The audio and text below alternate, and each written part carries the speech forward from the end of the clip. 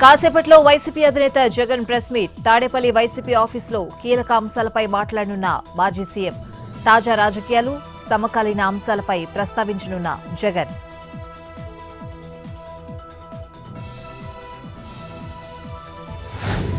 విజయనగరం జిల్లా లొట్టపల్లిలో మంత్రి కొండపల్లి పర్యటన.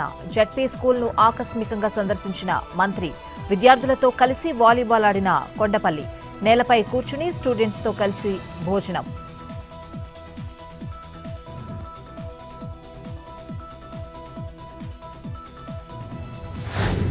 ఏపీలో నేటి నుంచి ఎన్టీఆర్ వైద్య సేవ పథకం నిలిపివేత.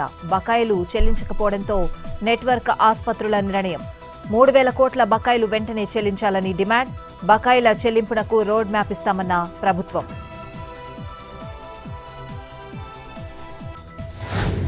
పల్నాడు జిల్లా బొగ్గనలో ప్రజాప్రతినిధులు, గ్రామస్తుల నిరసన. ఎన్టీఆర్ భరోసా సామాజిక పెన్షన్ల పంపిణీ సందర్భంగా సామూహిక నిరసన. గ్రామ సచివాలయ సేవలు అందించాలంటూ ఆందోళన. ఎంపీ లావ్, చీఫ్ విప్ జీవి హామీ మేరకు సేవలు అందించాలని డిమాండ్.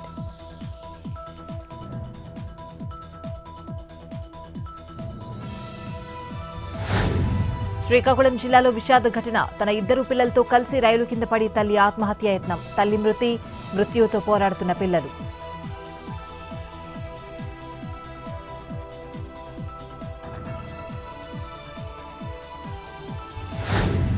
విశాఖ జిల్లా అక్కిరెడ్డిపాలెంలో ఎల్ఐసి ఏజెంట్పై యాసిడ్ దాడి. ఇంటి బయట కూర్చుని మొబైల్ చూస్తూ ఉండగా గుర్తు తెలియని వ్యక్తి అటాక్. భుజం, ఛాతీపై స్వల్ప గాయాలు. వెంకటప్రసాద్ను ఆసుపత్రికి తరలింపు.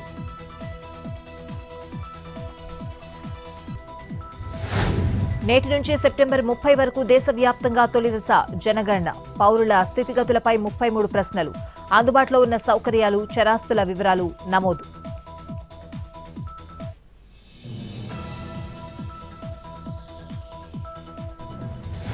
ఇవాళ్టి నుంచి అమల్లోకి కొత్త ఐటీ చట్టం. ఉద్యోగులకు మూల వేతనంలో 40 నుంచి 50% వరకు పెరగనున్న హెచ్ఆర్ఏ. వార్షిక వడ్డీ ఆదాయం 50,000 మించితే టీడీఎస్ వర్తింపు.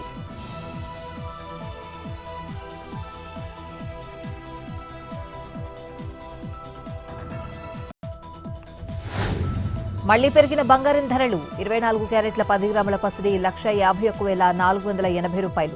22 క్యారెట్ల 10 గ్రాముల పుత్తడి ₹138,850.